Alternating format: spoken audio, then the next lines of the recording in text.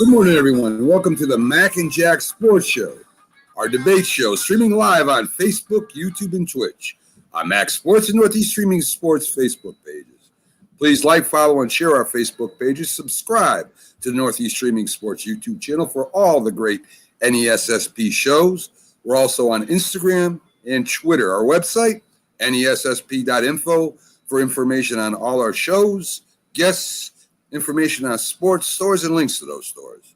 I'm Mac with your co-host, Jack Hirsch, legendary boxing writer and former president of the Boxing Writers Association of America, with our guest host, Dr. Paul Semendinger from the blog Start Spreading the News.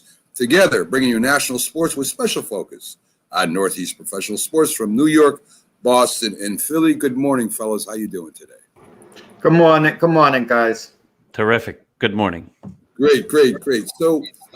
So, as you all know, good morning to David, too. Glad you could join us. I'll tell you, David follows all the Northeast Streaming Sports shows. He's at every one, and we appreciate him stopping over this morning to see us. Guys, on our debate show, we do sometimes take a look at other things that happen in sports, right? I mean, the big baseball trade deadline hit, and there was a lot of interesting moves made at the trade deadline.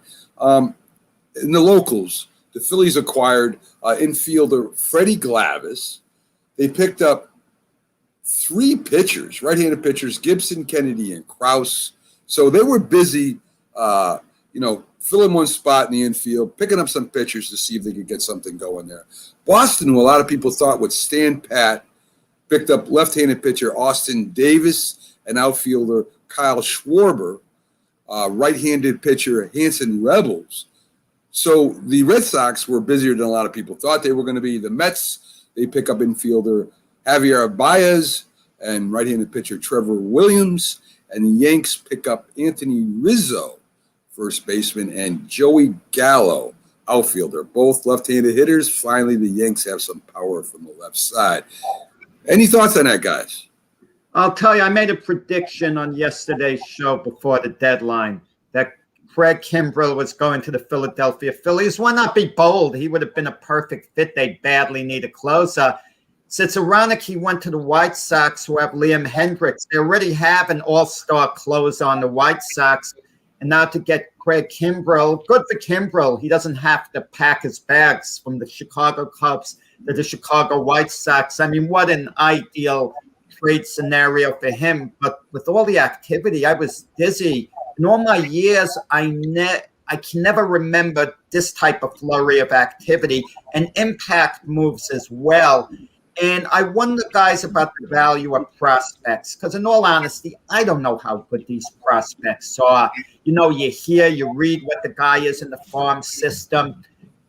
So the question is, do you go all in for short rental, a guy you're going to have only for a little while, and do you give up a big piece of your future? So it's easy to say, oh, what a good deal getting an established guy and you're smiling, but you could be giving away a stud of a young player who could have a great career ahead of him, and now he's going to be playing for another organization.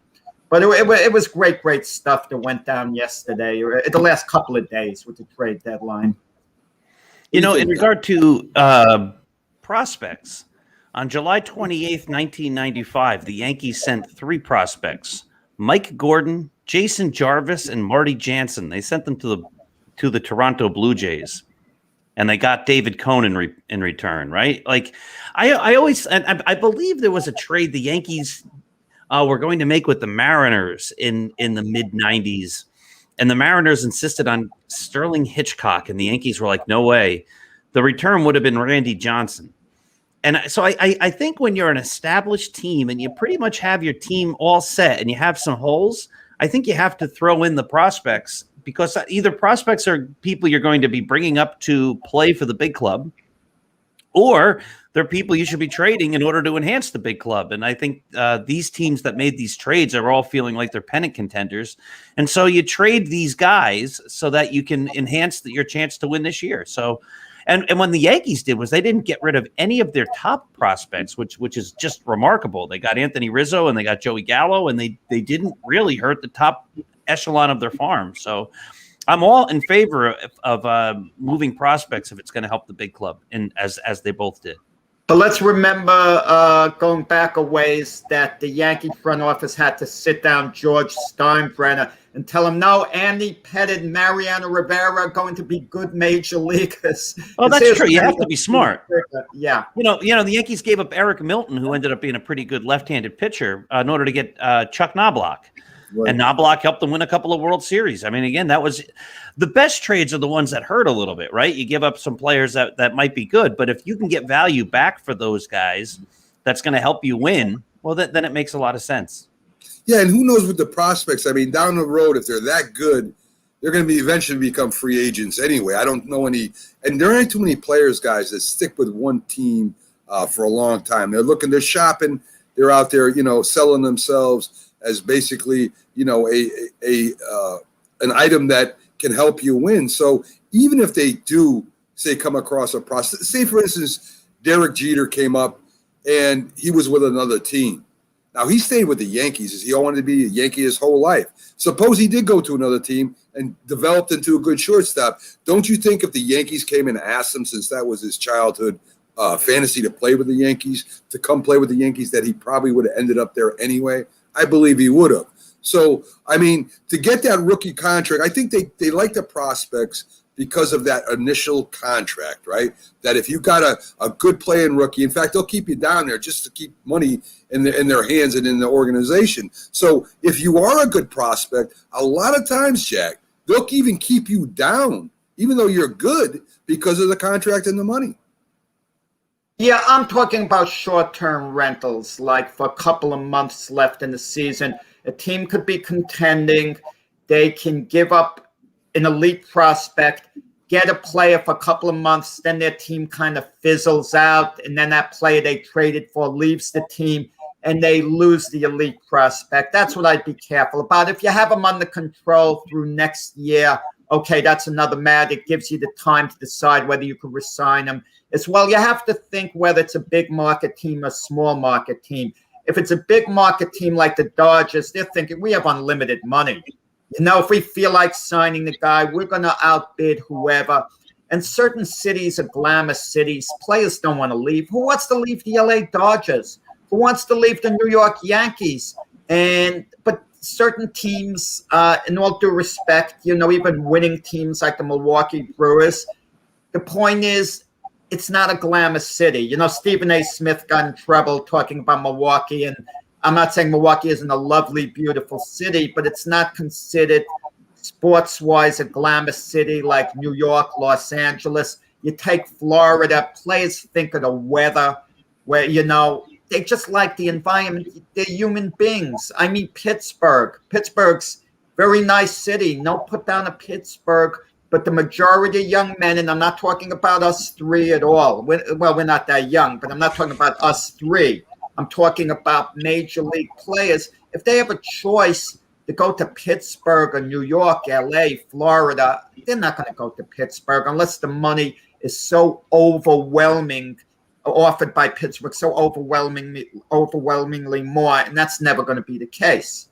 Well, I think it depends on the sport, too. I imagine if the Pittsburgh Steelers came knocking on your door, because of that franchise and the history, people would want to go play for the Steelers. So it depends on the sport, too, Jack. But I do agree with what you're saying. Before we get into our debate, I want to talk a little bit. I talked a little bit on the Friday show. Jack wasn't was it the Thursday show? The Thursday show. About players' likeness getting paid. And overall, I think it's a great idea. I think anybody that has their name or their likeness shoes should be compensated for it. That just makes sense. But there is a question of how far does this go, right? I mean, Trevor Lawrence in college, if they use his likeness, he's an adult. They should pay him for that because that's how they're making their money. And I agree with that 100%. But there is a question of how far it goes. And I asked that question when this first came up. And I'll give you an example. There's this high school junior in Texas. He's a quarterback. And he is in his junior year, as I said, but he's already being sought after, guys. He already made a verbal commitment to Ohio State. So the guy's name is, let me get it, Quinn Evers. And as I said, he already verbally committed to Ohio State. He's the number one high school recruit in the country. He already has 82,000 Instagram followers. Now, between national endorsements and a local company called Holy Kombucha, he could make $1 million right now, they're estimating. If he skips his senior year right now and goes to the NCAA. So I don't know what kind of shape his family's in financially. I don't know what their advice would be to this young man. But we know that the game of football is physical. So he could get hurt in his senior year. He could get hurt in his college years and end up either not playing football as well, never getting drafted, maybe never play football at all. So here's an opportunity that this young kid has. I guess he would be 17 years old to make $1 million. And in this company, not only does he get financial money for this, but he's getting some kind of equity in the company itself. So now here comes the choice. And do you skip your senior year, go to Ohio State, and make that money that he's going to make? Or do you put it off a year and possibly get hurt in his senior year and not get a chance to cash in? Now, again, I understand wanting money, and maybe, like I said, I don't know what kind of financial situation his parents are in or his family is in. But there's something to me that feels really wrong about this, right? That we're treating younger kids, and this could go down even lower, guys, if a YouTube picks up something and the parents sue or whatever happens there. I mean, this can go down to lower levels, and we already know that the Supreme Court forced the NCAA to enact this rule.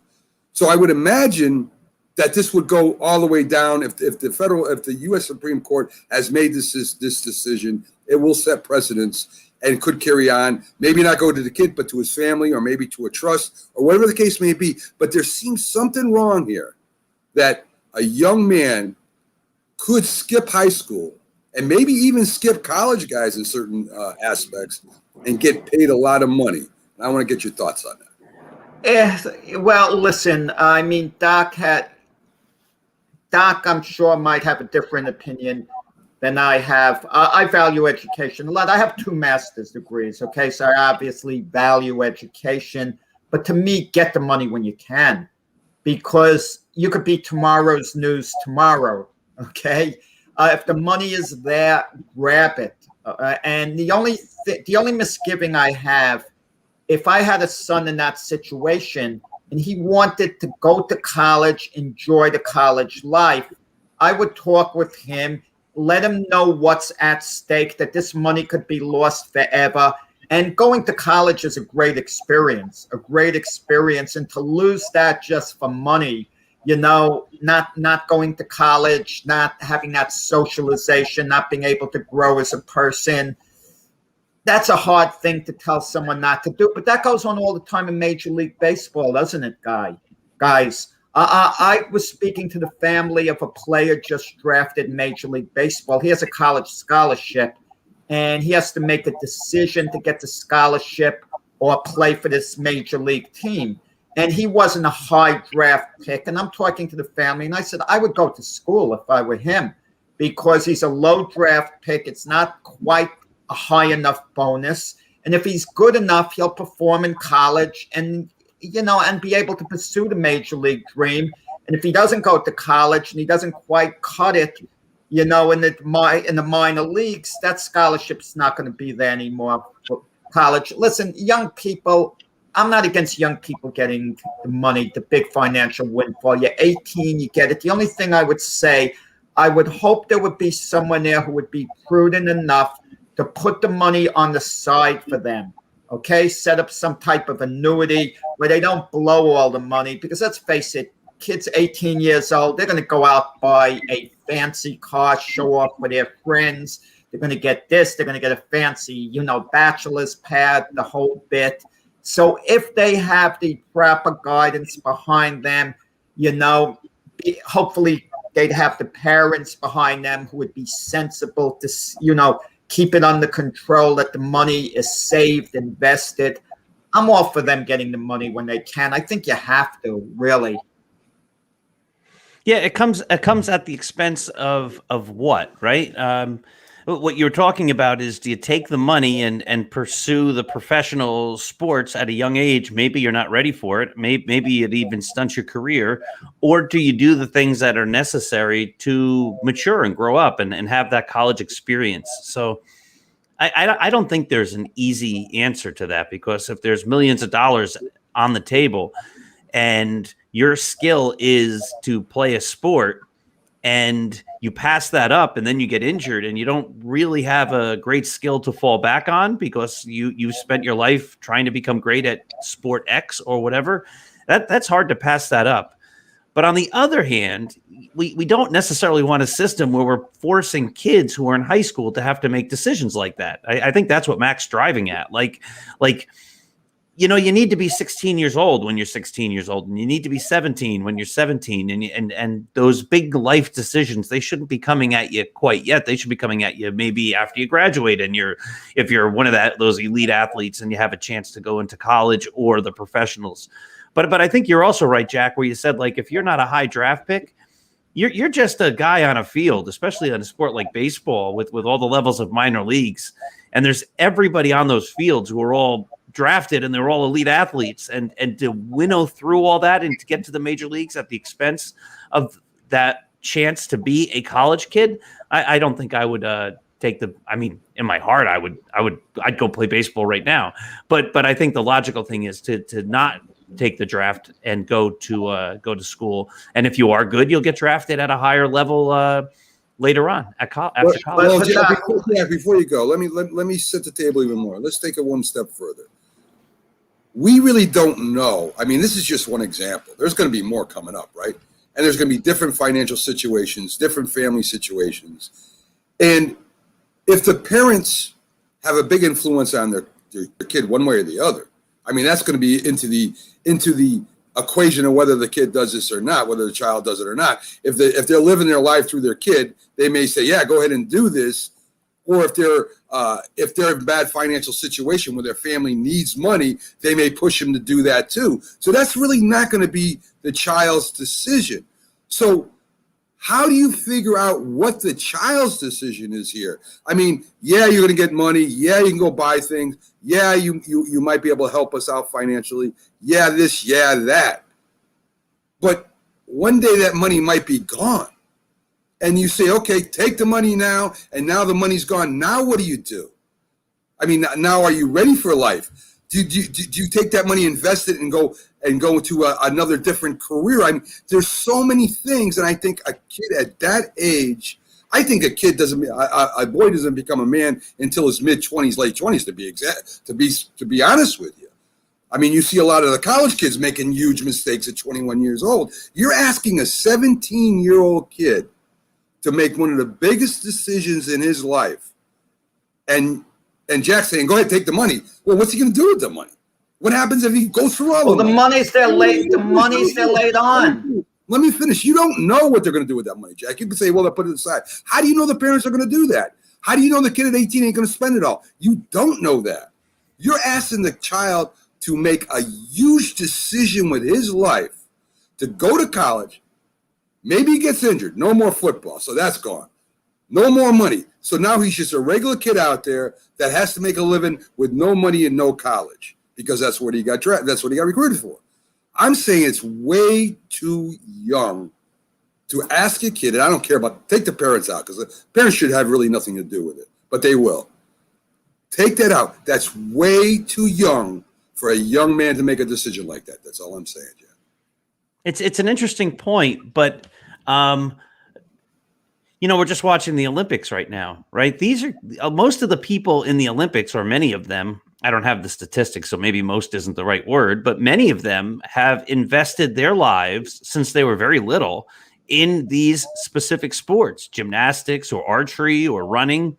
And while the money isn't there at this point, it in a similar sense, it's they're chasing after, the glory and maybe the financial rewards of being an Olympic gold medalist and giving up years of their childhood focused on one specific thing. Like, I'm going to learn to be the best figure skater, or I'm going to learn to be the best gymnast. And these kids don't necessarily have normal childhoods because their whole focus of growing up is on preparing for a sport, with the dream of reaching the Olympics and attaining some type of glory there. So it's a similar type of thing. You're sacrificing your youth and your childhood for a goal, whether that's financial or glory or a gold medal or whatever that looks like. It's a great point. It's a well, great you also point. have some parents, okay, who are pretty poor, and all of a sudden they see that their child can get a couple of $1 million, and they're supposedly going to watch the money, but they're going to be, some parents, I'm saying, would be spending the money as well. I mean, because they're in poverty, they'll want to get certain things, and they think it's benefiting their child as well because their child is living under the same roof. So they'll kind of regard the family as a big team. That the one child who makes the money is making it kind of for the family team.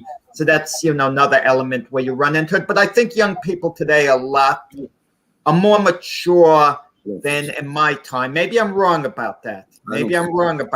But I kind of feel they're a little more mature as far as ways of the world, because we're living in a tech savvy world, at least maybe today, where they can be more resourceful to get things done today than in the past. And more opportunities. Maybe tech savvy, but mature, I strongly disagree with. They got 40-year-olds still living on a couch in their parents' basement. Listen, when you have I moved out before then, Mac. I was going to go there with you. I was going to go with you there. Doc, you made a great point about glory and them giving up their lives to do the Olympics. So we take a look at some childhood actors that were same idea. Yeah, exactly. And today they're living in trailers, some of them, on drugs. Their lives are terrible. Michael Jackson, with all his money, the problems he had. They would have had the problems anyway, Mac. Even if they went to college. You know what it comes down to? You can't say is this idea that money is going to solve your issues, and in the end, it's not. I mean, you need money, but this idea that if we had a certain amount of money, if we could have this amount. Because then people always just want more, right? I don't think the human nature is we're ever satisfied. We always want then the next big thing. But as Mac's talking about child actors, I mean, so many of them ended up living miserable lives and lives of tragedy. So I think it's that way with everything, right? Yeah, it's a tough decision to make. If somebody has these great opportunities, do you follow them? And then where does that lead you? And how do you protect the kid growing up to not let this ruin their lives in any number of ways? Yeah, I mean, it's a great, and that's why I brought it up. It's a great debate topic, I think, where one side, get your money, man. You may never get a shot at making this much money again at one time in your life. But then on the other side, is it worth giving up maybe your education, maybe your childhood, maybe in a position where it makes your life worse, and it does in certain circumstances. So in my final, it just something seems wrong with it, guys. To me, I really can't even put my finger on it. It just doesn't seem right. And as I said, we have people 30 years old that still can't leave home because they can't make a living on their own, and they're tech savvy as hell, but they still can't put 2 and 2 together and make it 4. So maturity comes in a lot of different forms. And I think to be very mature, you should at least be able to take care of yourself. And there's a lot more people today that can't do that than there used to be. So I thought it was a great topic. That's why I brought up. Me and Keith talked about it. I thought having 2 sharp minds like yours, maybe we'd come to an answer. But I don't think there really is a definite answer here, and that's what makes it a great conversation. So, folks, we're going to get to what we do every weekend here, since I threw that out there. Well, let's do the trivia first, guys. I like doing the trivia with you, even before we get to our official debate. I love doing the trivia question with you guys. As I say, folks, 2 of the sharpest minds in sports overall, really. So let's see if they can handle this.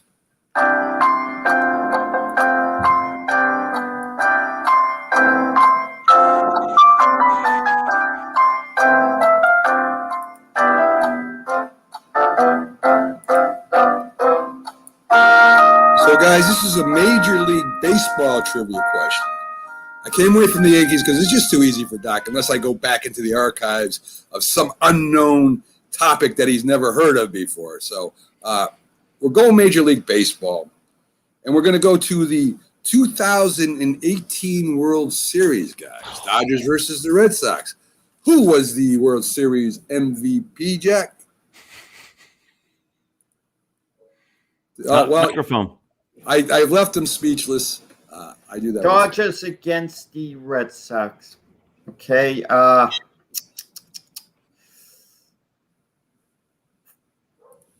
Red Sox won that. Well, that's a great answer, Jack, but that's not the only that's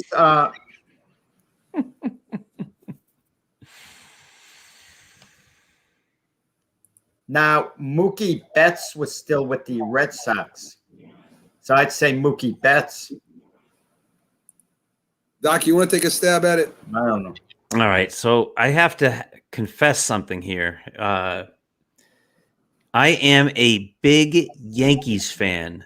I live and breathe with the Yankees. And when the Yankees season ends, that usually is the end of baseball season for me. So I have not watched many World Series. It's much too painful, especially if it's the Dodgers, who I grew up rooting against, and the Red Sox, who my dad loves and who I have respect for. But that was a hard World Series. I did not watch much of it. Also, when you're a working guy and a school principal, staying up till 11, 12, 1 o'clock in the morning makes your days miserable. So it becomes a lot of different reasons why I don't watch. So I did not watch much, if any, of the 2018 World Series. So I'm just going to go, Jack, you're right. It's got to be Mookie Betts, but I don't know if that's correct. Guys, let me tell you something. I am a biggest Yankee fan as all of you. But I love baseball, and there is what they call highlights and news after the World Series that does come out, and I do pay attention to that. It's pretty recent. I'm kind of disappointed in both. Yeah, you should be disappointed in us. Some not big name. Now that I'm thinking of it, it's like I'm like Doc. When it's over, the Yankees eliminated. I'm kind of like watching the series on and off, unless I'm captivated and it suddenly grabs me. And with all the turmoil that we had going on with 2018, and I'm not into watching the Red Sox win the World Series, and I'm not the biggest Dodger fan. So, really, wow, Clayton Kershaw. No, he was never a series. I'm only kidding. No. So, guys, as Jack said, it wasn't a huge name. Of course, it was outfielder Steve Pearce, who was the MVP of the World Series. Let me see something. Oh my God, you guys! Even the guys commenting were not even close. I'm just disappointed, guys. I mean, I know you're Yankee fans. I am too. I'm a huge Yankee. You can't go wrong with Mookie Betts. It at least sounds good. To look good. It was like when I played in a soccer game once. We were playing like when I was a phys ed major. The play was called for me to go down the field, and I was going to get a long pass. The pass was too long for me to get to, and I was glad because I wouldn't have known what to do with the ball. I wasn't coordinated enough, but I sprinted after it all out with no hope of getting it, but it looked good like I was chasing the ball. Anything better than you. No, you can't. Yes, I can. No, you can't. Yes, I can. No, you can't. Yes, I can. Yes, I can.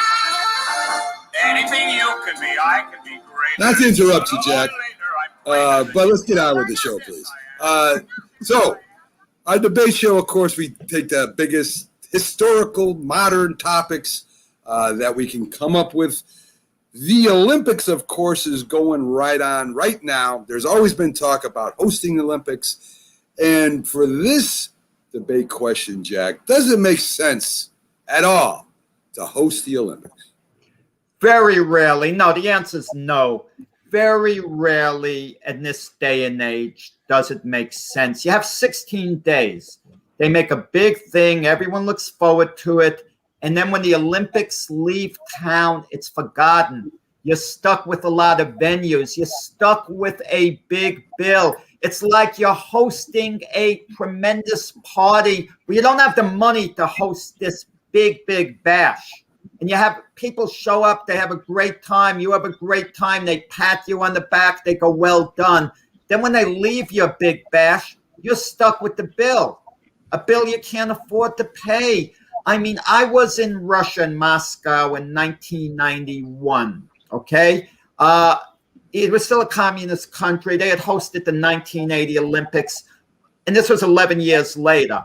And I'm going all around Moscow looking at all these venues, I'm told, that aren't being used anymore, okay? That were built specially for the Olympics. They had to maintain them, and it didn't kind of mean much.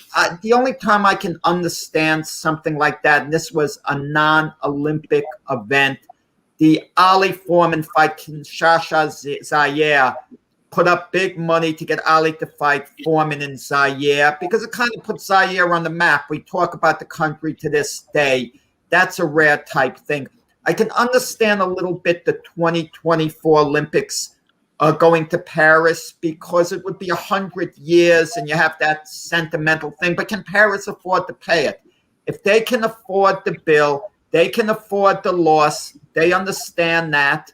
Yeah, okay, I can on the rare cases, but no. Listen, the 1996 Olympics in Atlanta, the 1984 Olympics, Los Angeles, nice events, but would they really need it? I mean, did it build up Atlanta's legacy? Did it build up LA's legacy? I mean, what did it really do? These events lose a lot of money. It's just not financially prudent to do this. And listen, good thing New York didn't win an Olympic bid. They were talking about the West Side Stadium. What were they going to do with the West Side Stadium? Building venues in Manhattan? You know what that would do to traffic? And especially, they'd have two choices: knock down the venues and lose a fortune of money on that, or keep the venues and run events then, have the traffic snarls in Manhattan. It's insane. No, it's not prudent for countries to watch the Olympics. It's 16 days, and the Olympics are not as big as they used to be. Let's be honest. The Olympics are going on right now. And what are we doing? We're talking about the Major League Baseball trade deadline with the Olympics going on right now. So that's revealing. No, it's not prudent for a country to host the Olympics. Well, Jack, we just mentioned, and Doc just mentioned, not everything's about money, right? And there are very famous restaurant chains like McDonald's, coffee shops, businesses that are in Times Square right now losing tens of thousands of dollars because of the rent and the cost of being there. Why? Because it's great advertising, Jack, right? You got people, millions of people go to Times Square every year, and there they see there's Dunkin' Donuts, or there's McDonald's, or there's whatever businesses are there. The cost to be there is just a losing financial situation, but they still do it because you're in Times Square. Look at that. You got millions of people looking at you.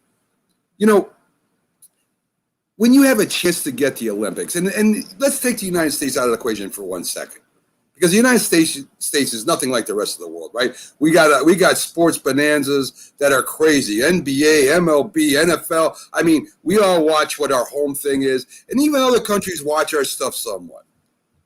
But do you really watch the different events, Jack? I know personally, I don't follow track and field all year. When it comes on Olympics, if it's on, I watch it. I don't follow track and field. I really don't follow ice skating or skiing or any competition. I don't watch that. But when it's on the Olympics, if it's on, I'll watch it. And then I get to know who's at the top of the game. We talk about what does it do for countries? Well, Jack, it's historically, Doc being an author understands this, right? You can be a great author, but they talk about the book a lot too, don't they? I mean, they talk about the book you wrote. Well, isn't that what the Olympics are? I mean, you got a lot of authors running around there trying to make their own big news, but the venue is just important, ain't it? We talk about that country for years. It's historically in the history books. Where was the Miracle on Ice? It was at Lake Placid, right? We all know that. I mean, if it was in some other country, that's where that would have been. When Carl Lewis broke all those records, we know it was in the Olympics in LA, don't we? I mean, we all know that. That's where he broke them. So that's the venue. That's where people will remember. This will go down in history as where these medals were won, supposedly the best against the best, right? The best in the world. So for these countries, whether they lose money or not, historically, means something to them. Maybe not as much to us, but to them it does. You know, Mark Spitz, he won the 1972. It was in Munich. We know the Olympics were held in Munich in 1972. That will be forever there. Not only did Mark Spitz win all those gold medals, but they were in Munich. So, yes, this is a losing proposition. I think Munich would like to forget they hosted that. I understand. Yeah. But I'm just saying that's where he won his gold medals. And even for the wrong reasons, Jack, that will always be forever remembered, good or bad. So if you look at it, Jack, I agree with you. Financially, probably one of the worst moves you could ever make. But as being historically, as you mentioned, Zaire, I mean, it's historical, whether they lost money or not. It's the same thing with the Olympics. And no, it's not as popular as it was back then because there's so many sports on so many different channels and because it's in Tokyo and it doesn't go along with our time thing. But at least we know that the Olympics are held in Tokyo. And guess what, Jack? Simone Biles withdrew from the Tokyo Olympics for mental health issues. The favorite. That will forever go down in the history of the Olympics in sports. What do you think, Doc? All right, so I think I'm going to go more. I understand what you're saying, Mac, is you become part of history. But, you know, the cost involved to host an Olympics, I think what's happened over the last 30, 40, 50 years is it's just become such a mega event, and the demands have become so great that they've actually made it impossible really for a country to recoup the losses, because the country's then repaying that money forever.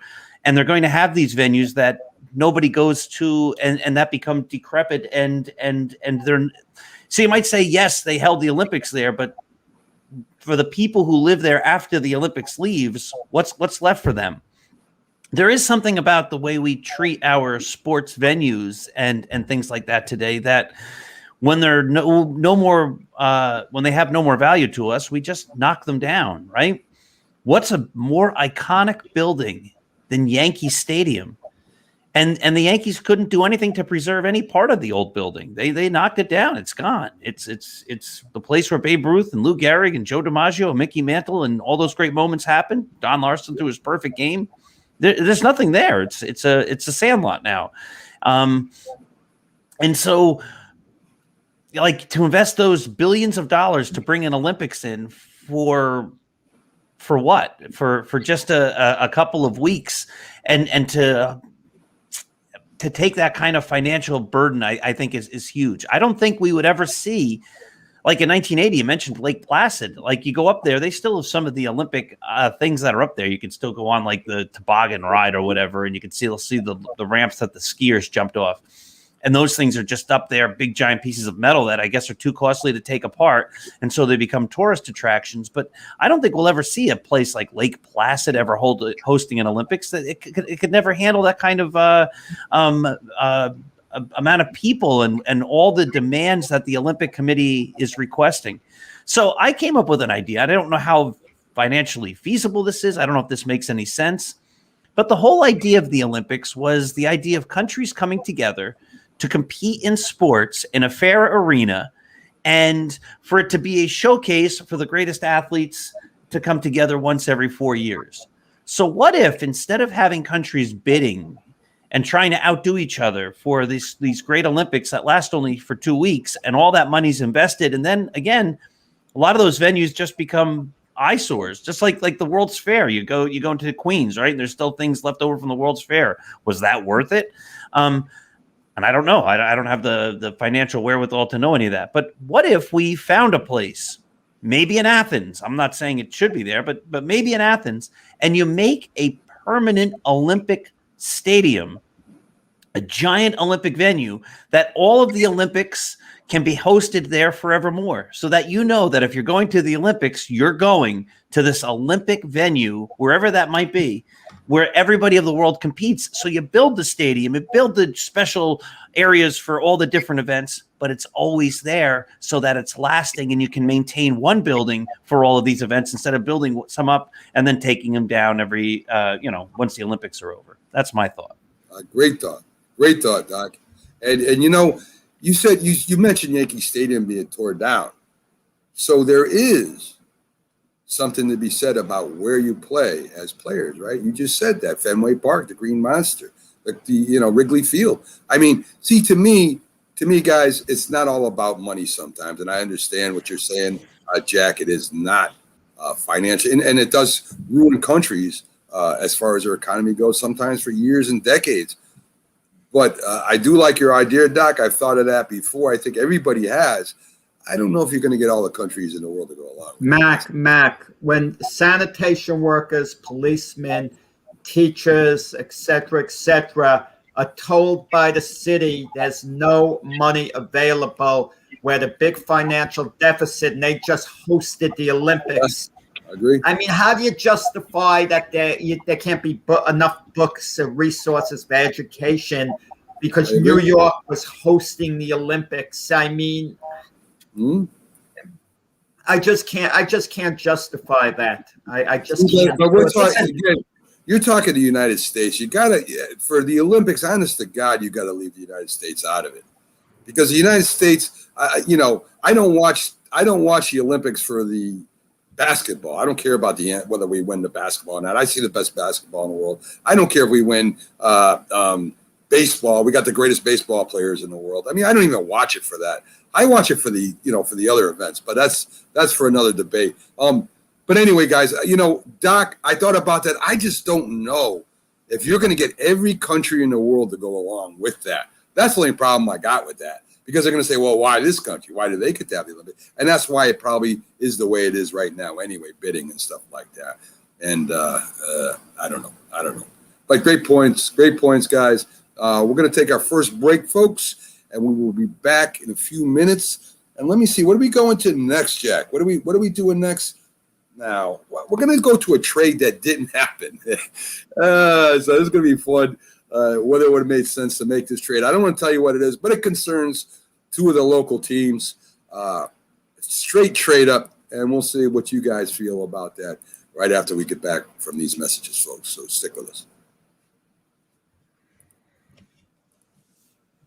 If you served honorably in our nation's armed forces and you're looking for a way to continue serving your fellow veterans in your community, then join AMVETS. Each year, AMVETS members volunteer millions of hours at VA healthcare facilities from coast to coast, helping to improve the lives of their fellow veterans through the VA Voluntary Services Program. AMVETS posts and departments also participate in a wide variety of community service projects, ranging from Americanism in our schools to supporting the Special Olympics and Boy Scouts of America. If you no longer wear the uniform today, you can still serve through the AMVETS by joining today at amvets.org. Hi, Grandma. What's for dinner? Hey, honey, I'm making stew tonight. Ooh, can Nina come over? I'm not sure about our new friend. I wonder if there's been any drinking going on. Alcohol at her age can lead to so many bad things. I've been meaning to ask you, what would happen if someone offered you a drink? Grandma? This is hard. She's so young, but I know I need to talk to her about it now before someone tries to give her alcohol. If anyone ever does offer you a drink, I want you to say no. I have too much respect for my family, and I don't want to get in trouble. Okay. Really? I promise, Grandma. I love you too. Okay, how about tasting this stew and telling me what you think? Some children may try alcohol as young as 9 years old. It's not too early to talk about drinking. For tips on how to begin the conversation, visit underagedrinking.samhsa.gov. That's underagedrinking.samhsa.gov. This message brought to you by SAMHSA and this station. When you hear the word asthma, you probably think of shortness of breath, coughing, or inhalers. Lots of things can trigger asthma, but the fact is that asthma doesn't just attack, it can kill. But with proper medical management, asthma is controllable. If you experience shortness of breath, wheezing, tightness in your chest, or persistent nighttime coughing, you may have asthma. See your doctor and get the facts. You'll breathe easier. For more information, call 211 Info Line. A message from the Connecticut Department of Public Health, keeping Connecticut healthy. If you talk and they will hear you every single time. Oh, we're getting killed. Yeah, well, Kyle's not here. How come?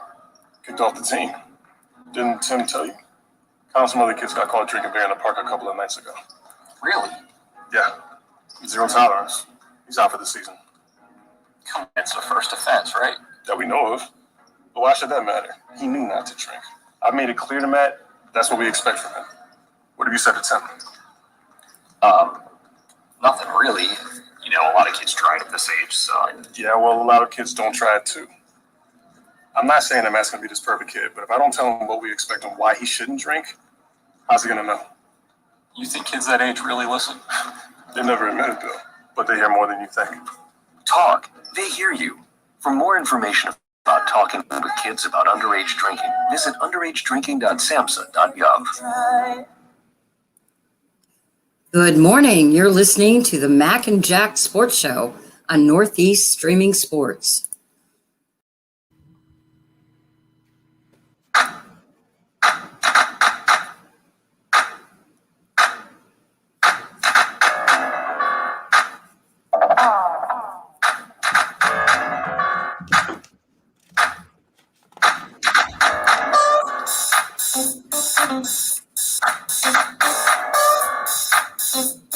Good morning, everyone, and welcome back to the Mac and Jack Sports Show. We're on live Wednesday through Sunday, 8 to 10 a.m.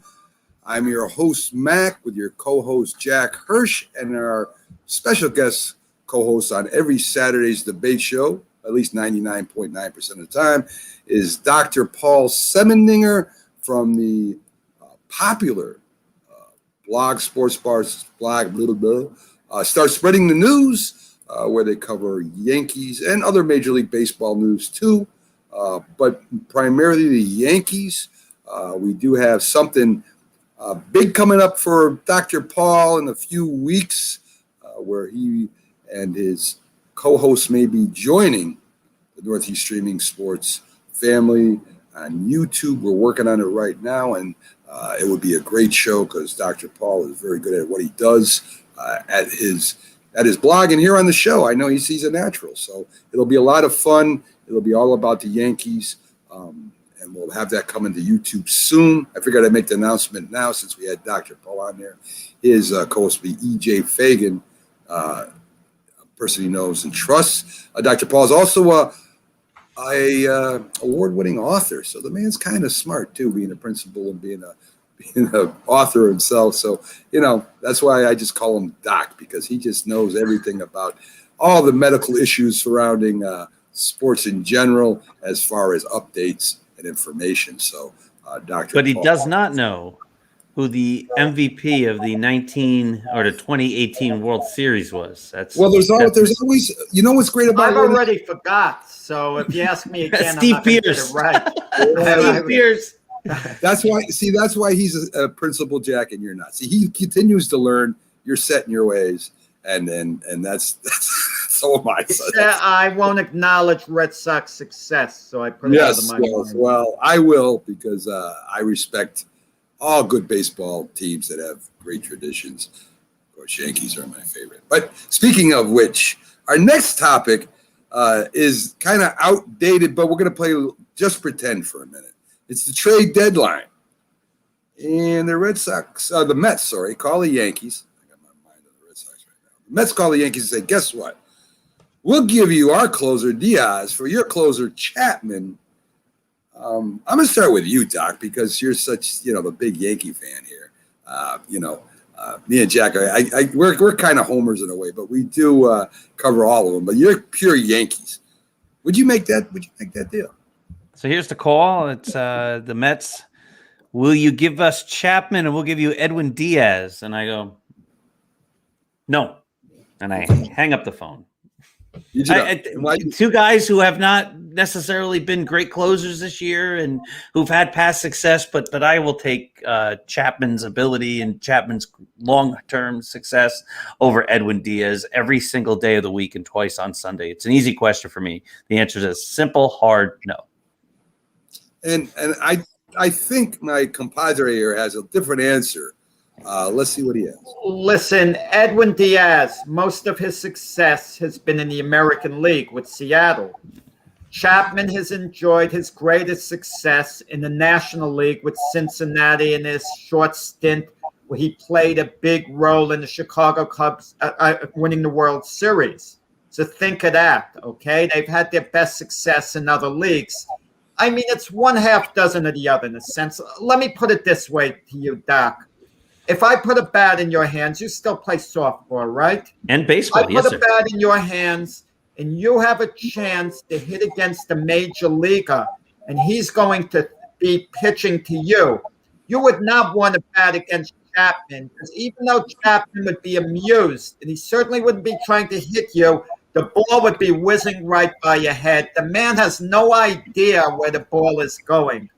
A couple of weeks ago, Yankees, would have gotten rid of him had they had to take up. I mean, he lost his closer's job. They weren't even putting him in closer situations. They were rehabilitating Chapman again. So you talk about his history, his wonderful body of work.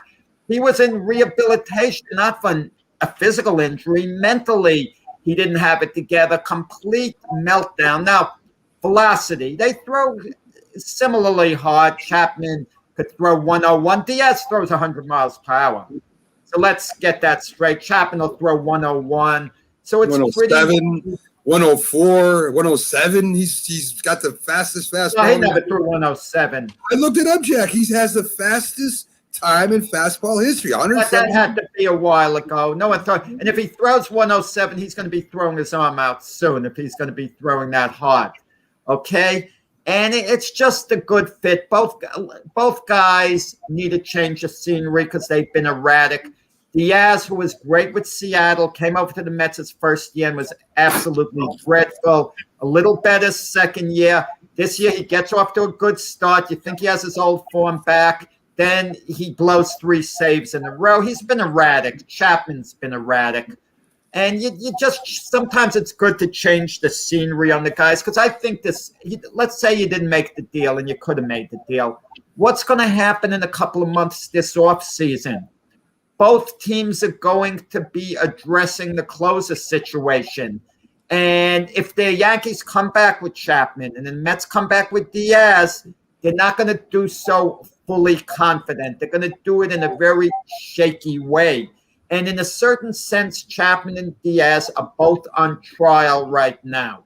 Chapman early in the year was nearly invincible. That's why he became an all-star. And by the time, as soon as he got elected to the all-star team, he fell off the cliff. Diaz has been erratic, and chances are one of them is going to be elite next year. It's kind of hit and miss with both of them. But I don't think your fan base of either team would be mad if you made the deal and the other guy flourished. Because I think the Yankee fans are aware of how erratic Chapman can be.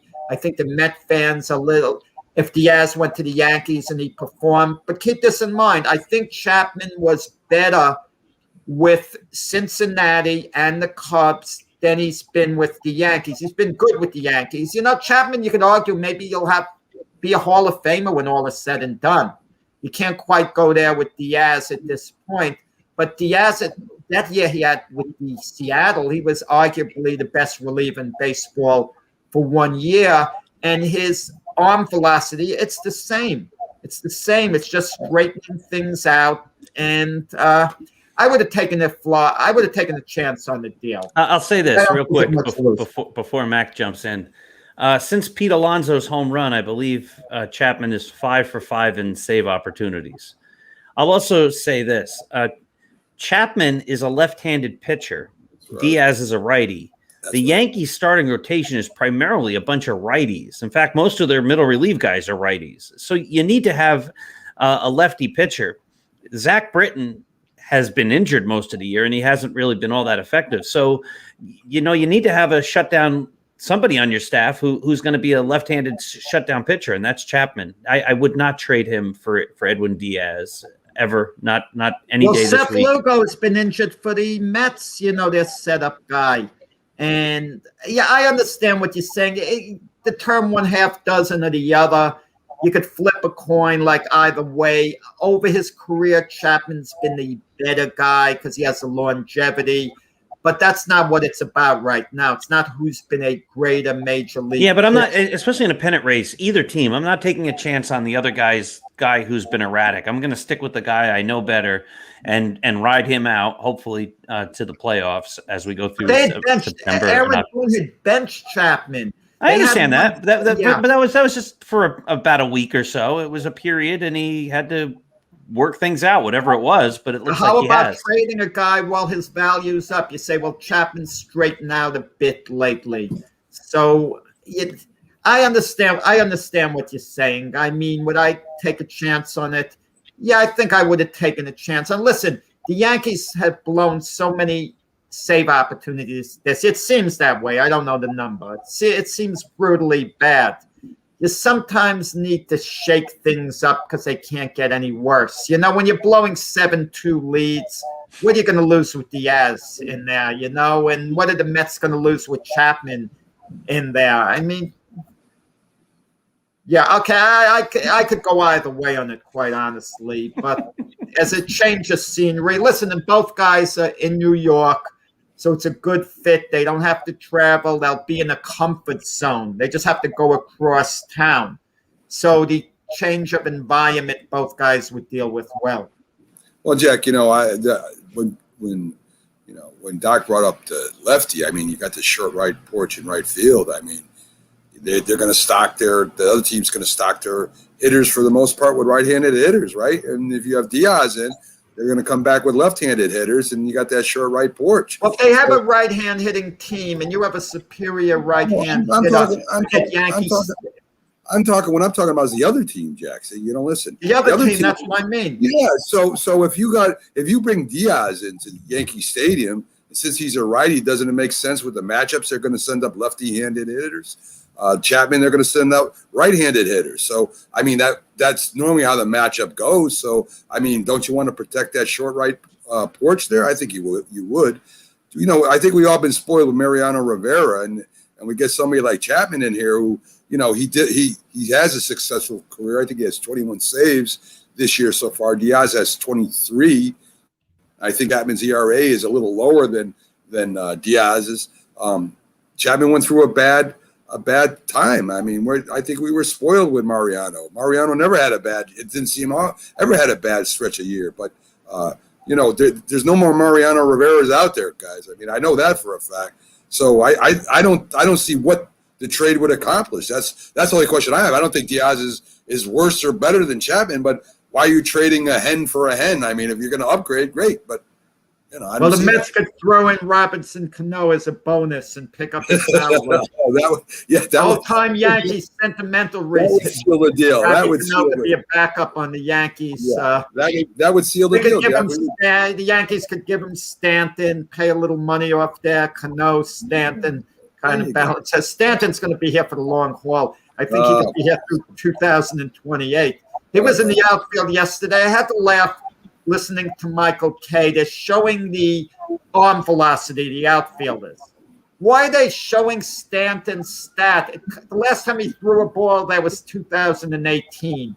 I mean, it's irrelevant, you know, that stat is arm velocity. It was good. I laughed at that last night, too. They called him a red light. Like, how do we know? He has not thrown a ball in a game, and I don't think he's going to air it out. I was thinking if I were a runner and he were out there, I would rather try to take the extra base and see if he can throw me out than to say, oh, he was a great thrower 3 years ago. Yeah, I mean, they don't take into account accuracy either. They just take into account velocity. You know, I'm glad they didn't try because Stanton would probably have hurt his arm and he would be out for another 2 weeks. So, you know, whatever. You know, it's interesting, though. I think the Yankees are finally starting to listen to our show, right?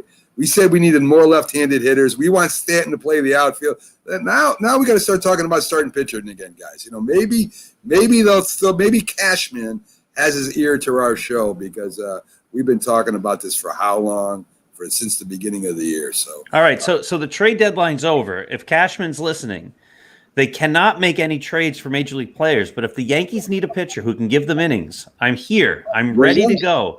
And I will play for the major league minimum. In fact, I'll pay the Yankees to let me play. So they need a pitcher in August and September. I'm ready to go here, Yankees. You could get a mop-up inning in the independent league somewhere. I would love that. Yeah. By the way, the Mets, you might help their luxury tax if you actually pay them. Maybe they can go out and get another play. You never know, Doc. That depends what you're willing to pay.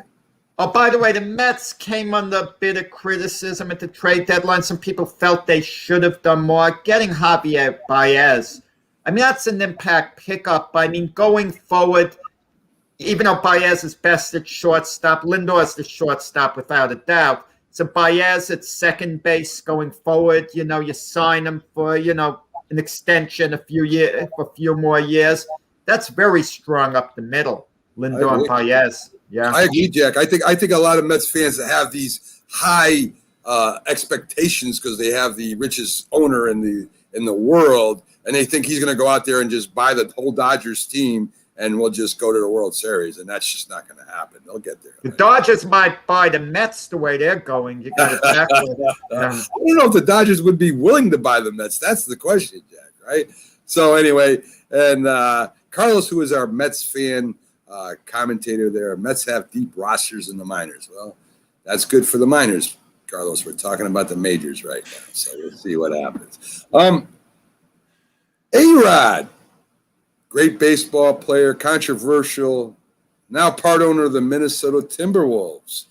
Jack posed a question to me, is that good or bad for the Timberwolves? And I'm going to take the lead on this one. I really don't know, to tell you the truth, whether he's going to be a good part-time owner or not. I know Jordan owns the Wizards, and he doesn't help the Wizards too much. Jeter, he's kind of running operations over there in Florida. Jordan's Charlotte in the NBA. Also, Charlotte. Right. Sorry, you're right. It's Charlotte Hornets. Jeter kind of runs Florida. They're doing okay, I guess. See, A-Rod's always been a weird guy to me, guys. I mean, he's a great athletic shortstop when he first came up, right? But he always seems to want the spotlight more than the spotlight is given to him, if you know what I mean. He actually came to the Yankees, a better shortstop, whether the Yankee fans like it or not, than Derek Jeter, but was willing to move to third base to be on the Yankees for that publicity. Instead of going to another team, playing shortstop, and any other team would have had him play shortstop if he went, he had to come to the Yankees for the publicity. And it seems like he's never satisfied with things, right? I mean, he's on as a broadcast analyst, and he's okay at that.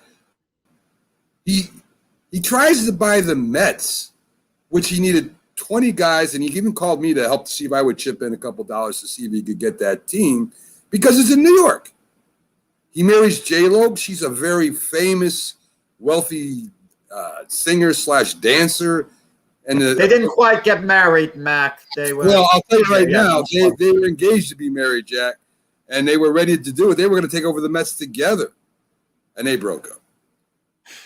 I just, I think there's really something missing in A-Rod's life. I don't know what it is. I really don't know what it is about A-Rod. I mean, the guy's just needy. He wants to buy the Mets. The Mets say, listen, we got a guy that has the money that can buy him. We'll sell it to him. And he goes and buys probably the most, I don't want to say irrelevant, but not the most popular basketball team in the NBA. Up in Minnesota called the Timberwolves, a place all players want to get out of so they can play on winning teams. And what is he going to contribute there? I mean, we know some of the owners of teams, like businessmen like George Steinbrenner, Robert Kraft, Cohn, who have been businessmen but are fans of teams, can make a huge impact on teams because they love the team and they know what to do in business to make that happen. I have no doubt the Mets are going to be very successful over the next decade or so with Cohen as their owner, just like the Patriots have been, just like the Yankees were with George Steinbrenner. They know how to move things. They know how to rule things. They know what kind of people to get underneath them to make things happen. And they'll get rid of them if they don't do the right job. They don't play games. What kind of experience does A-Rod have at that? Nothing. He has no experience at doing that at all. He just wants to say, I own something. And I saw by the pose of his photo, his hands, his arms folded, big smile on his face. He's part owner of the Minnesota Timberwolves. I really don't know what that does for the Timberwolves. I don't know how he's going to improve basketball operations, how he's going to get involved in the draft, how he's going to make the team more competitive, more together, keeping them together. Just saying, I play for the Minnesota Timberwolves, and guess what? A-Rod owns them, doesn't make me want to play for the Minnesota Timberwolves. I want to go to a winning organization. So does A-Rod really help? Nah, not at all. In fact, it's just another status thing for A-Rod, I think. And that's not because I know the guy personally, just because I follow him over his career. Anybody that's willing to take a backseat to anybody just because he wants to be on a famous team, to me, says a lot about somebody. If you're the best at what you do, you go to where you can play and be the best that you can be. And that's what I think of A-Rod. You know, Mac, I don't think you read the producer's memo. I think the producer's memo, you're taking my position here. Yes. The producer's memo, which is fine. We can agree from time to time. Yes, we can. First off, about baseball, A-Rod genuinely loves baseball. There was this story when he was buddies with Derek Jeter. He went back to Jeter's apartment, and A-Rod was putting the TV on, and he's going, Jeet, where's the baseball package? He wanted to watch games, and he was astonished that Jeter didn't subscribe to the baseball network, getting all the games. And Jeter's philosophy, when I'm done playing, I got to chill out for the next game. I'm not going to sit there, watch more baseball. But A-Rod would have sat and watched the whole game. He genuinely loves baseball. But you know what it reminds me of, A-Rod? His Yankee career. Okay, he had something like a 14-year Yankee career. I mean, he was suspended for 1 year, but half a year. But approximately 14 years, I believe. When they at the end of his career, you'd think they'd give a guy who accomplished what he did a day. He would go out in style. It reminded me of what a great writer, a British journalist, Hugh McIlvaney, wrote about Muhammad Ali after he lost to Trevor Berbick in the Bahamas in his last fight. He titled it "The King That Went Out on a Dust Cart." That's what happened to A-Rod that night. A tiny little ceremony where he has the mic. They haven't had a day for him since. The man should be an iconic Yankee, but he's not. And somehow with A-Rod, I think he's a personable, friendly guy. Listen, if we got a chance to spend the day with A-Rod, we would all enjoy his company. I think he would be down to earth. He would joke around. He might even initiate joking around with us. You know, he's kind of like a fun-loving guy in certain senses, but he's all over the place. Okay, he's part owner of the Timberwolves now. What are we seeing in the newspapers? A-Rod with his shirt off, his new physique. You know, him and J-Lo all the time. Him on a boat. Him at a party with Jay-Z. I want to see him in Minnesota, sitting behind the desk. I want to see... He's part owner of the Timberwolves. I want to see him meeting with Anthony Edwards, Karl Anthony Towns, the Timberwolf players, talking about the future of the franchise, where he thinks it's going. I mean, I don't get this. What's he going to do for the Timberwolf organization? The Timberwolves badly need direction in the ownership department. Tom Thibodeau had to leave Minnesota. Look at the success Thibodeau has had with the Knicks. But the Timberwolves just couldn't go anywhere with Thibodeau at the end. The franchise was in turmoil. And now A-Rod coming in there, is he going to negotiate a contract or whatever? What does he know about basketball? Sometimes you can learn something. You could be smart enough where you could learn something. The Jeter comparison is a bit different because it's baseball. Jeter knows baseball. He has to learn front office things, and the jury's still out on Jeter. It's still out. They make the playoffs 1 year. There's a lot of young talent. Kudos to him for getting rid of the Stanton contract, having that foresight to do it, you know, at the right time. So I'm not critical of the job Jeter's been doing, but the jury's still out a little bit. And maybe if A-Rod was in a similar situation with the Marlins, he would basically do this, what Jeter's been doing. Imagine he came to the Mets. It would be on page 6 of the Post every day. It would be like the gossip columns. But listen, maybe he'd have a shot at doing well in an ownership role in baseball. Perhaps. I mean, I don't know. Listen, the great Michael Jordan with the Charlotte Hornets. They said Jordan, the most competitive guy ever. How competitive has he been with the Charlotte Hornets as an owner? He's not too competitive to me. The Hornets, year after year, haven't enjoyed much success. And Jordan, you know, hasn't turned things around in the slightest. Okay, there's A-Rod, and that's his sport, Michael Jordan's. A-Rod in a strange sport, going to the Timberwolves, like Warner Wolf used to say, give me a break. What do you think, Doc? I mean, you know, I as Jack says, I think if he took over the Mets, he would have J-Lo performances at the 7th inning stretch. That's what I really believe. I think he's a Hollywood kind of guy. I think now he wouldn't have J-Lo performances. Well, you know what I'm J-Lo. You know what I'm saying. You know what I'm saying. At the time, if that went through, I think that's what would have happened. I mean, I think he's a LA kind of guy. I'm surprised he's not in LA amongst all the stars. He was a great baseball player, no doubt. But what do you think, Doc, about this basketball and A-Rod in general, really? You know, in a convoluted way, this sort of ties into the discussion we had at the very beginning, right? A-Rod was a young kid, loved by everyone, and given untold wealth at a very young age to be the highest paid baseball player in the history of the game. And it just seems like this is a guy who's never really been content or really happy. He was best friends with Jeter, and then he made some comments in Esquire, I believe, that says, like, Jeter's still a loser, even though he keeps winning World Series. I don't think Jeter ever forgave him for that.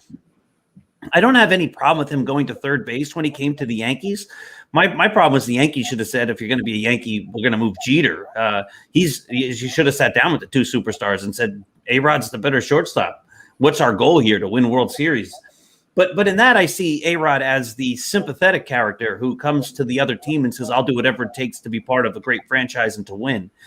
But when you watch him on TV and he's doing the announcing and stuff, there's just, at least for me, there's something about him that makes it very uncomfortable. He's awkward. He doesn't seem sure of himself. He seems uncomfortable in his own skin.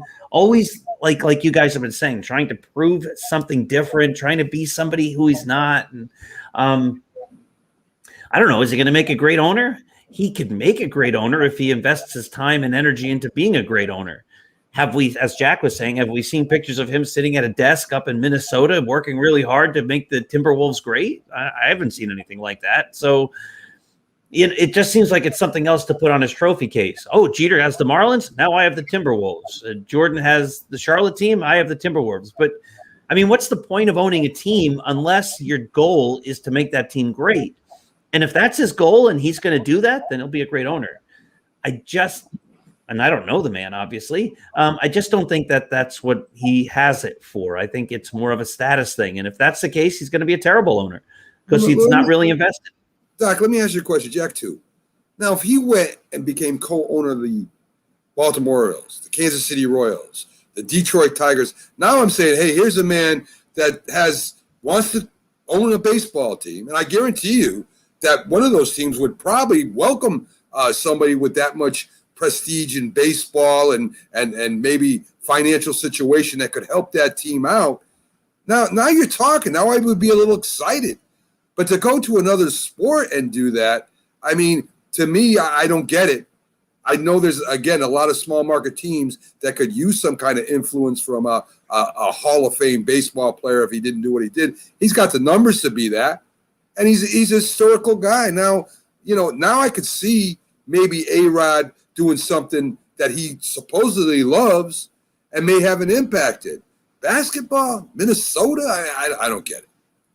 Yeah, it's a funny thing. When A-Rod had all this turmoil in New York as a player, I told a friend of mine once, and I meant it, you'll see someday A-Rod is going to manage the Yankees. It seemed far-fetched. He actually could have, I believe, because the Steinbrenner family liked him, if he continued that track. And you made a great point, Mac, now.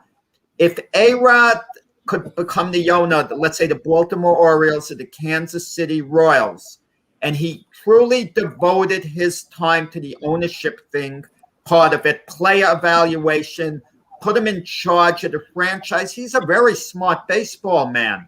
Going down, checking out the farm systems, who's got more talent.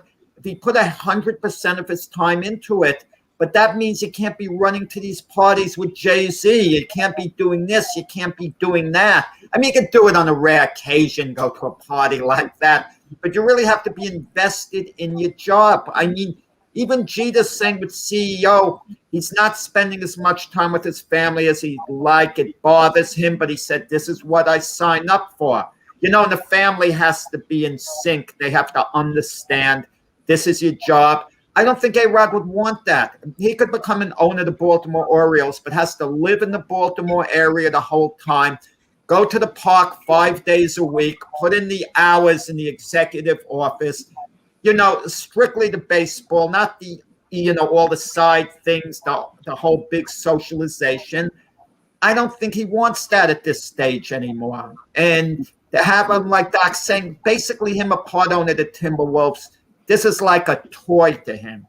I think like an expensive toy that he likes, like a fancy car he doesn't need, that he's not going to be riding, that he could maybe like show off to his friends. Oh, look at the set of wheels I have. It looks so beautiful. I never want to drive it.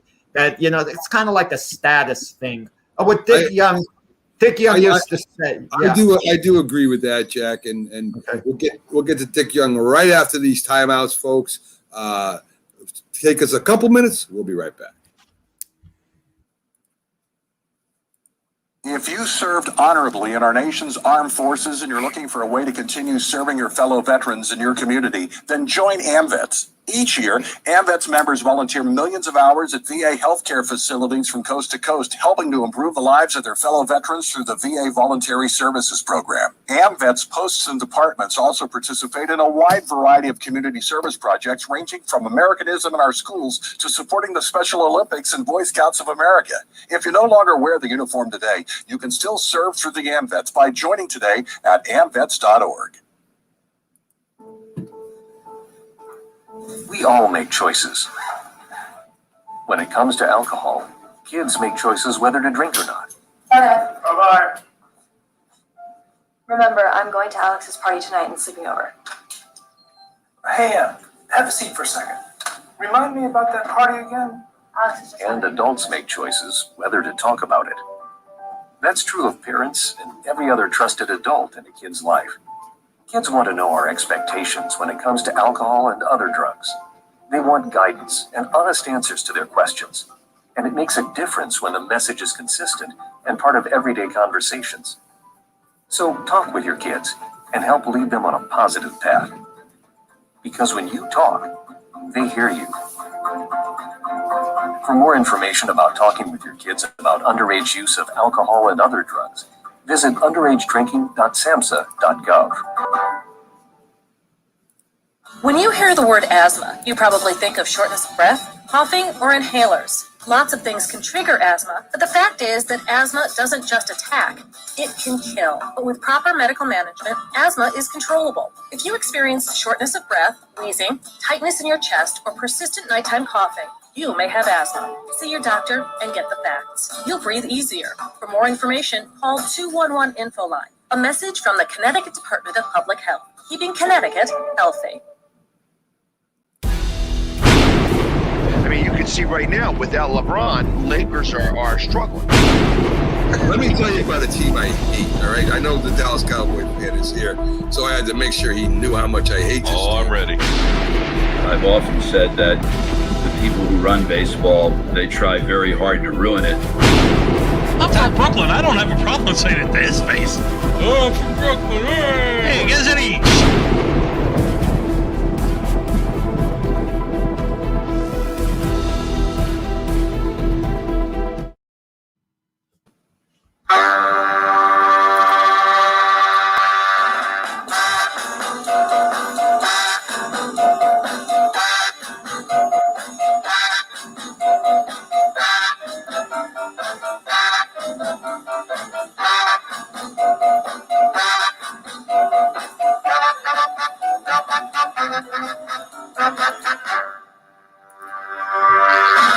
Good morning, everyone, and welcome back to the Mac and Jack Show, our debate show Saturday.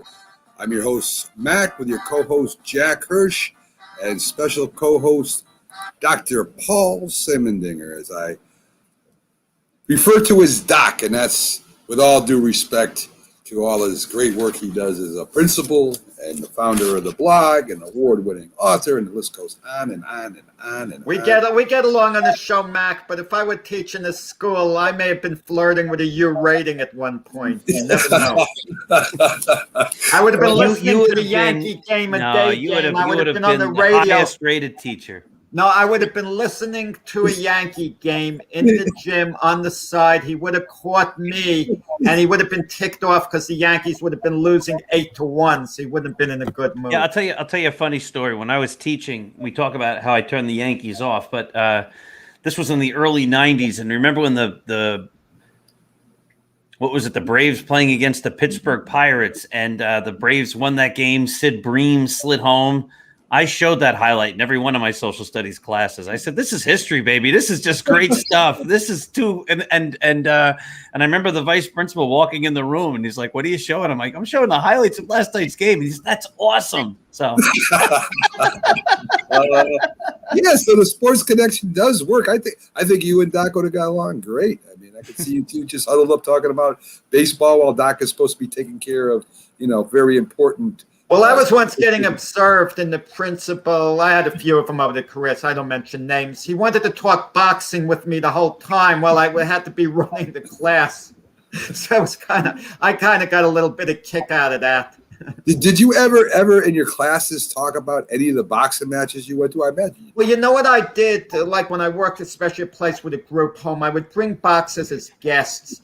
And it would be a great lesson. One of them was a former gang member who turned out to be a contender. And he would sit the kids down, talk to them what they wanted out of life. He'd tell them his background, the time, which was kind of really rough, what he went through and how he had acted at one point. But now he said he's a parent. He goes to PTA meetings. And the kids kept in touch, and they wanted to go to the gym where he went. They arranged the group home there to take him. And I had one boxer come, like Louis Collazo. The day after he won a main event at the Barclays Center, he goes to the place to talk to the kids, and we had gotten them tickets to that fight at the Barclays Center. So imagine seeing the guy winning by a knockout in the main event, and there he is showing up to them, the next day discussing it. I mean, stuff like that is great. I mean, school isn't just about the books. It's about a lot about life too. If you could teach anything about life involved in it, I mean, I imagine that benefits the kids just as much as who discovered the Philippines or something like that. Well, right? Speaking of baseball, Rudy Giuliani, when he was the mayor, he encouraged the kids to take off from school to attend the Yankee parade after they won the World Series. He said it's very educational, the stories of the players. And sure, it makes sense. If he were a Mets fan, I don't know whether he would have been encouraging the same way. But well, probably. About Dick Young, right before the break, I just want to say he would always tell a story. They'd say to him, football stadiums sell out, baseball stadiums oftentimes don't. Does that show football's more popular? And he said no. He said there are only 7 games. It was a 14-game schedule at the time. There are only 7 home games a year, so season ticket holders can afford it. They can't afford the 81 games for baseball, so they feel like a big shot being a season ticket holder. Oh, I'm a season ticket holder to the Giants and Jets, and it's kind of like affordable. I don't know why I brought Dick Young up in relation to what. I forgot because we went to the break, but just in case anyone wondered and you said we'd get back to it, that's what yes, definitely. And it added a lot, Jack. I mean, we now know that Dick Young's opinion is that baseball it makes sense. Listen, if you were going to be a season ticket holder, I mean, I love baseball and football, but 81 games, man, that's expensive. As opposed to 8 home games in football. And not only the expense check, the commitment to go to all 81 games as opposed to, what is it now, 9 or 8? I mean, that's a pretty big commitment, isn't it? I think it is anyway. Yeah. So we're going to go back to the Olympics for a second, folks. Tokyo, and it seems like every host does this every time they have the Olympics, right? They put up new games for competition. Tokyo came up with a 3-on-3 basketball final tournament, which was pretty cool, I thought. But they also had surfing and kind of martial arts virtual, where they didn't really fight against a person. They fought against a virtual person, and they judged the guy who was fighting the virtual person. Now, there's a lot of games that I think, well, let's go. I'll lead it off because I'm kind of a traditionalist, guys, right? As I said before, there are certain things I don't watch all year, but when it comes to the Olympics, if they're on and it's a decent hour, I'll watch it. Toboggan racing, right? I mean, who really watches toboggan racing or going down on a little sled going 200 miles an hour? I just wouldn't. Any other time, I wouldn't watch it. But during the Olympics, for some reason, I get fascinated with it. I don't know why. I just do. The big, I don't know what they call it. Is it a luge they call it, where they jump off with the skis and they fly through the air and they actually land? I used to jump out of planes and helicopters. I think those guys are crazy, right? I mean, just with you and the skis, 100 feet up in the air and you try to land, I wouldn't watch that regularly. But during the Olympics, I watch that. Track and field's another thing. They have plenty of track and field competitions all year. I'm not interested. But for some reason, when the Olympics come on, I watch it if it's on. Ice skating, gymnastics is all the same to me. I mean, I don't really watch them during the year. But if the Olympics come on, I watch them. So when they add surfing, I don't get it. I mean, I wouldn't watch surfing. I might watch it at the beach, I guess. I'd be like, wow, look at that guy riding that wave, that huge wave. But to actually tune into the Olympics to watch somebody surf, it really doesn't do it for me. A virtual competition. I mean, I understand we're moving up into new generations and new things, and we want to get the younger people involved, but I just don't get it. I might watch a kickboxing competition, or MMA. I might do that, but I'm not going to watch NBA players play against our greatest NBA players play against these other teams when I already watched the NBA championships. So I already saw the best players in the world. Baseball, I already saw the World Series. I don't have to watch other pro baseball players play against Yugoslavia. It does nothing for me. So I'm a traditionalist when it comes to this, because all during the year I won't watch these other competitions. I just have no interest. But for some reason, guys, in the Olympics, I'm fascinated. Baseball, if it was college kids playing against the world's best, I might watch basketball or baseball then. I might tune in because to see what I've never seen these young kids play. I already saw the greatest basketball players play against each other. So it's not a big deal to me. So to me anyway, guys, I think Olympics should stay traditionally the way it is, because people do not watch these games. A majority, some do. Some are very loyal to their sports.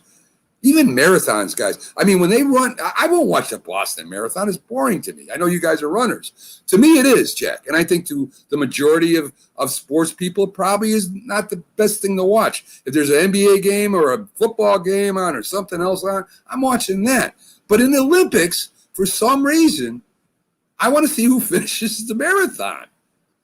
There'll be one game that I would be really interested in. I've watched a program that I think they should have, and this should be maybe traditional, is the Ironman competition. I don't know if they do that in the Olympics or not, but when they ride the bike and they swim and they get up and run and ride, I think that would be a real cool event in the Olympics, and I hope that somebody does do that. I would watch it. They have the triathlon. It is in the Olympics. You just don't have it as an Ironman. Right. So it is a triathlon, and I thought that was all track and field, but there is a swim, run. They ran it already.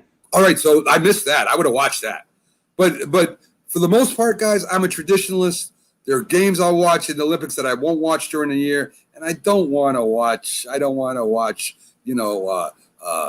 The greatest basketball players in the world play against Turkey. That doesn't do me anything. College, maybe. So that's what my view is on it. What do you think, Jack? I'm a traditionalist too, but the question is it sport? Look, I'm a subscriber to Sports Illustrated. the Sports Illustrated swimsuit issue, what does that have to do with sports? I turn all the pages from beginning to end, and then, nevertheless, but it's not sports, the swimsuit issue posing. They're young people. I like to listen to young people.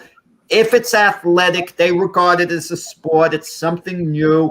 Let them add on to traditional sports. Listen, pool isn't an Olympic sport, shooting pool. But they might add that as an Olympic sport at some point. Can I complain about it? It's a skill thing. Let's say they want to add speed golf, miniature golf course, going in opposite directions, who could hit it in most, and they're crisscrossing one another. To me, that would be a sport. Chess. It would bore the heck out of me to watch, but you can make an argument that's a sport because you have to have tremendous intelligence to be a good chess player, and I don't play chess, okay? And you're right, Mac, what you say. I don't watch swimming at all except in the Olympics. I love it. I love watching Katie Ledecky swim. I love watching Michael Phelps swim. Yeah, so I think stars make the sport. You get a compelling star. You mentioned Carl Lewis earlier in the show. He's running the event, and you want to see what he does. Look, Djokovic, Olympic tennis is considered boring. It's not like a normal major, but Djokovic was trying to win a gold medal. He didn't win the gold medal, but I would have tuned in for it. I didn't see the match. And then he got bumped. He didn't win the bronze medal. He went medalist there. But because he's playing, I'm kind of into it. Is it a sport? Is it not? If you could add in new sports to it, why not? We're living in a world of young people. We're traditionalists. Young people aren't traditionalists at all. They like to participate in those things. What do you call it when they're on the board and they're flipping? Not snowboarding, skateboarding, or whatever. That's an Olympic sport now, okay? But young people love doing that. And I'm all for new sports being added if you can fit it into the schedule. If you can fit it in, and should certain sports be eliminated? Listen, baseball is great to have there. The teams around the world competing, basketball, so... But the new sports, I'm not against it. Whatever the young people feel is a legitimate sport, they should have a big voice in it, not the old timers like us. We shouldn't have more of a voice than them. Well, Doc, what do you think about all this? All right. So the Olympics, I feel, are compelling when you have the history. If you just think back, if you were to archive all the shows that we've done and all the shows that you've done on any sport topic, I would assume that there is a significant amount of time that you have spent talking about Johnny Unitas, Wilt Chamberlain, Babe Ruth, Ted Williams, and people who have been legends in their sports, because that's what we do in sports. We look back and we say, like, how does this guy compare to Muhammad Ali? How does this guy compare to Carl Lewis? How does this guy compare to Usain Bolt? If Usain Bolt and Jesse Owens were to run against each other, who would win? Considering that the training and the methods that they use today compared to back then or whatever. I mean, in a straight race, obviously Usain Bolt's the fastest man ever, right? So he would win. But these are the arguments that we make as sports fans. And I think that's what draws us to sports and what makes it compelling is the idea of this is something that has a history. So when it comes to the Olympics, I don't really watch much of the Winter Olympics, but in the Summer Olympics, I'm drawn to the track and field events. And I can then watch them and compare them and remember the greats of distant pasts and recent pasts and say, this is something that's compelling. I have a framework with which to understand the sport. So I'll watch that. And I think that's what the Olympics originally was. Like, let's look at these various athletic events and see who can be the best at them. And as we talk about the Olympics expanding and countries spending all this money on sports and all these different venues, all these other sports obviously add costs to the Olympics. So I don't have a problem with them showing them and saying like, hey, in our country, this is a big sport and things like that. But I do have a problem of equating the guy, as you were saying, who's doing some virtual judo as an Olympic gold medalist to somebody who's won the 10,000 meters or the high hurdles or something like that, who won a sport that's been going around for the last 150 years or whatever.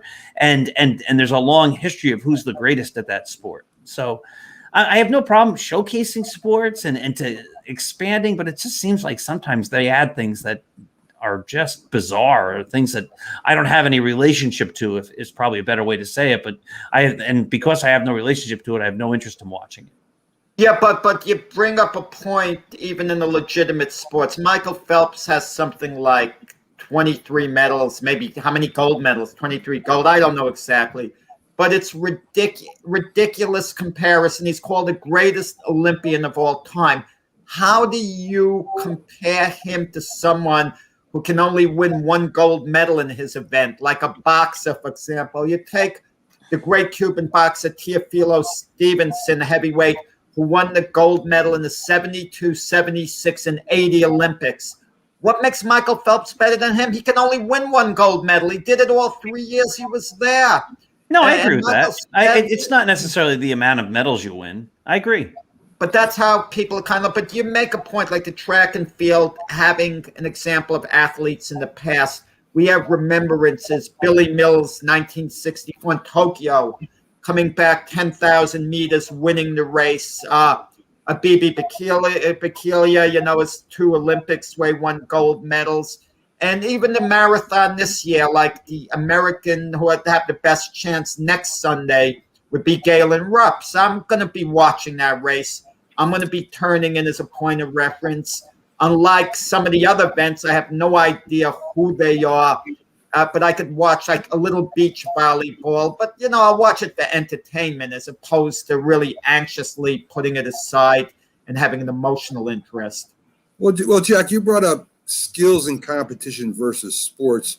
And to me, that's for another debate, because I don't think all competitions are sports, but sports are all competitions because of the human factor and going up against somebody instead of rather going up against yourself. But besides that, I mean, if you look back at Olympics and starting at Olympics, and I don't know if you guys know this, you probably do, but the Olympics and sports itself comes from training for war and being a hunter and throwing spears and wrestling and all. That's what the competitions originated from. And, they got together and they said who was the best spear thrower and who was the best wrestler and who was the fastest guy. So, I mean, that's what the Olympics was born from. So the actual history of competition comes from way back when. But surfing, I mean, riding a bicycle on dirt paths, these are things that are you could do as a kid, and not to be the best in the world at it, but to run a certain time at a certain speed, you're kind of gifted, right? I mean, to do a split on a high on a balance beam on a thing that's about 2 inches big is an unbelievable thing to do, and they do it like it's nothing and flips off of that and stuff. So to me, that's a lot more entertaining to me than a guy riding a bike on a dirt path, or surfing a wave. I mean, yeah, it's a competition, I guess, but I mean, what does it mean, really? I mean, I don't know. I really don't know the answer, but I do know that I would rather watch, and I'm not the biggest marathoner, I would rather watch, the marathon in the Olympics than somebody surfing a wave. It's just more captivating to me. I don't know. But anyways, and I guess you do want to get the younger kids involved, but if you do, why don't they watch what we watch? I mean, what is so different about us and the younger generation compared as human beings, except we don't have to watch it. The question is, should it be allowed except that they're on videos and playing games that we didn't play, and they didn't play some of the games we played when we were growing up too, because they're on the video all the time. So of course there's differences, but again, I sometimes I think they go just a little too far with stuff. That's all I'm saying. So let's talk a little bit about college football, right? At one time, Notre Dame ruled the school. I mean, Notre Dame was the most famous, popular football program in America, and that was before they even had TV, right? They had the radio and the highlights. People from all around the country would listen for Notre Dame. I think they used to call them the Train something or other fans, the Fighting Irish, Catholic School, Newt Rockne, the Four Horsemen, Ara Parseghian, the famous players from back then, even to Joe Theismann and Joe Montana, even to Ara Parseghian, and even a little bit Lou Holtz, right? This was the school that everybody knew, that everybody wanted to see, wanted to play for, and that was always the school that people talked about when it came to football. Times have changed. I mean, there's a lot more different programs. We can see football from all around the country, and right now there is one football team dominating football right now. So, Jack, is Notre Dame still the most famous college football team or program in history?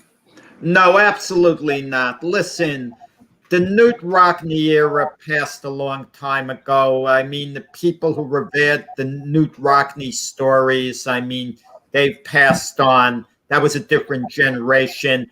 The Rudy movie revived it, Rudy being the ultimate underdog. I will say this, the Notre Dame college football theme song is the most popular song still. You know, the Notre Dame song, but no, not even close to Alabama now is the most famous team. I mean, if they were the most famous college team, they'd be getting the top recruits. They get good recruits. I mean, and they're still a force. You know, they got into the playoffs last year, the playoff format. So Notre Dame is still good. Notre Dame is still relevant, but they're not the most famous college team of all time. They've been past the elite high school college players. They're not looking to go to Notre Dame like the way they were years ago. Everyone, I'm going to go to Notre Dame. Notre Dame will have to beg them to go there, and they don't wind up going there. They want to go to Alabama. They want to go to Clemson, Florida State, University of Miami. Listen, Notre Dame was famous for past generations. To the older generation, the name Notre Dame still has a certain magic, just like the Packers under Vince Lombardi, just like the Boston Celtics under Red Auerbach, just like the New York Yankees during the 50s, early 60s, the Mickey Mantle era. I mean, but the Yankee name is still more magic, but you could debate them and the Dodgers now, which name has a little more magic. But Notre Dame has been passed by the University of Alabama. Alabama is the most famous college football team of all time, and they have the history with Paul Bear Bryant and Nick Saban. Okay, they have arguably the two most legendary college coaches of all time, in all due respect to Newt Rockne, Woody Hayes, Bo Schembechler, and so on. What do you think, Doc? Do you think Notre Dame is still the most famous? I do not. I think Notre Dame is a legendary old-time team. I think Jack had the best analogy there, where he compared them to the old Packers. Right? It was a great team from long ago. And there were a lot of great teams and a lot of legendary teams from long ago that, I mean, just even like Army and Navy, and that, they were dominant in college football for all those years. And the Army-Navy game was huge. I think the Army-Navy game goes on today and nobody even realizes oftentimes. And even if they do, nobody cares. What are they in the Patriot League? They're not even in a major conference. So, you look at the colleges and you look at the ones that are being the most successful, and Notre Dame isn't ever there. And when they are, on occasion, once every 12 years or so, everybody makes a big deal about it. Like, hey, Notre Dame actually has a great team this year. So I'm going to go with Alabama. I'm going to agree with Jack there. I was trying to look up what college. Oh, here it is. John Riggins went to. He went to Kansas. So that's my college. I had to get a Riggins quote in there somewhere. Something about Riggins. So, no, guys, no. I think you're both right, but I think that there's a lot of reasons for that, right? I mean, not only the coverage is different now. Notre Dame had its own channel when no other football team had it, early on and on NBC. But Notre Dame, to get into Notre Dame is not just about football. They have very high standards. That's correct. These other schools right now, if it doesn't really matter your scholastic knowledge, you're going there to play football, and that's it. So there is a reason why Notre Dame has dropped off, not just coverage, but to be admitted into Notre Dame, you have to have a little bit more than, running a 4.3 40-yard dash. Alabama has certainly taken over Notre Dame. Jack Raypoint with Bear Bryant. Alabama has been a powerhouse for a long time. Notre Dame just can't compete with their standards with the other football programs, Ohio State, Clemson, and Alabama right now. So I guess it's like every other era. You guys bring up the Green Bay Packers. I think Green Bay is still very relevant. I mean, that's no, they are. But when you think about them and Vince Lombardi, you get that same feel. I guess, but I would just say that Green Bay is still a very relevant team, where Notre Dame is not. Anytime they hit the national championship, they get killed, destroyed by a real team, and that's why college football stinks today. But anyway, another debate. I agree with you both. You know something? 20 years from now, guys, there'll be another team that steps up and dominates college football again, and Alabama will be, a long memory too. So it just happens. That happens that way as the eras change. I guess so. We'll see what happens. Last debate for today. Doc may not take a relevant part in this because he really doesn't follow basketball that much. But as most of you know, Ben Simmons had a real rough end of the year with the 76ers. Athletic, talented, good defender, goes to the hoop well, doesn't have the greatest shot, can't shoot foul shots right now. For some reason, there's some kind of mental block, or I don't know. I don't understand that at all, why somebody standing in a foul line with nobody in their face can't make a shot. It blows my mind sometimes. But Ben Simmons seems to have that problem. So Jack asks, what would be the best suited team for Ben Simmons to go to if he doesn't stick, I guess, with the 76ers? So I'll go first because it's my turn. Jack, I think it would be the Golden State Warriors. Golden State Warriors have two of the best shooting guards when Klay Thompson is healthy in the league. They got one of the best shooting forwards in the league right now. They really don't have a center. They have a center named on the team, but he's really not a center. I mean, if you would team him up with Draymond Green in the front court and with Klay Thompson and Seth Curry in the backcourt, and his style of play going to the hoop, they would have to watch him because he would score going to the hoop, and that would collapse the defense. He would either get his points, or he could kick it out to Seth or to Klay, or even to Draymond Green there, to Draymond Green there. And I think he would work in well. I think it would maybe make the Golden State Warriors one of the favorite teams, one of the top three favorite teams, to win it. So that would be my pick if I was to say you're not playing for the 76ers. If Golden State could set it up where they could pick up his contract, I think he would be a heck of a player for the Golden State Warriors. When the season ended, there was a lot of turmoil. A lot of people were blaming Ben Simmons for the 76ers getting eliminated. It's known Joel Embiid isn't thrilled with Ben Simmons. That's the feeling, at least. Joel Embiid hasn't trashed him publicly, at least. And the 76ers want to keep Joel Embiid happy. So they're looking to move Ben Simmons. When the season ended, they said they just work with Ben Simmons. Ben Simmons should be playing for his home country, Australia, in the Olympics right now, but he's not because he wanted to work on his game. It's hard to work on your game when your team's looking to trade you. As far as Golden State goes, they tried to work out a deal for Ben Simmons. It didn't work. The Philadelphia 76ers asked for Andrew Wiggins, a former number 1 overall pick, James Wiseman, a center, former number 2 overall pick. They asked for this year's picks, number 7 and number 14 overall, plus a number 1 for next year. That's what the Sixers were asking for. They were putting Ben Simmons out there like he was a superstar, and Golden State said no. So the deal fell apart. Look, Ben Simmons needs to go to a team that has a low profile, not a contending team where if they don't win, people are going to blame them. Go to a mediocre type team. Look, people think of Ben Simmons as a point guard. He's not a point guard. That's ludicrous. He really should be playing forward in order to succeed. He needs the right environment where people aren't going to get on him. And if you're doing it in a little smaller market area with a team that's not that good, you can work on your game and even be a lead on the team. That's why I think the Houston Rockets are the best fit for Ben Simmons. I mean, arguably they were the worst team in the NBA last year, at least one of them. Have Ben Simmons go to the Rockets. He's going to straighten out because the expectations aren't going to be that high, and he's going to be able to flourish, get back what he had, improve his game, and not be blamed if the team doesn't do well. So it's kind of like a rehabilitation type thing to send them there, because Ben Simmons, for all his offensive woes, he still played good defense last year. Was one of the best defensive players in the NBA. I think he was in the top 3. Rudy Gobert won the award, and I forgot who finished second between him and Joel Embiid. You know, they were 2-3 for the best defensive player in the league. So, you know, he has a lot of upside on one side of the ball.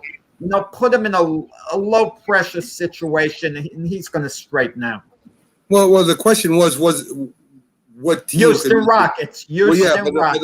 The question wasn't, Jack, what team could put together a package? Is where would he fit better? With the Houston Rockets, with the Houston Rockets, I mean, what do they have? I mean, they nothing. Right, exactly. So how does that make him a best fit for that team? Because he's going to be the best player on that team. He's going to stand out, to get a leadership role, and get his mojo back.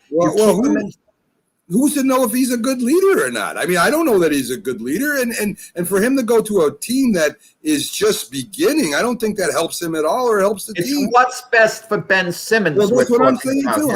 How is that best for Ben Simmons to go to a new team that's not going to win?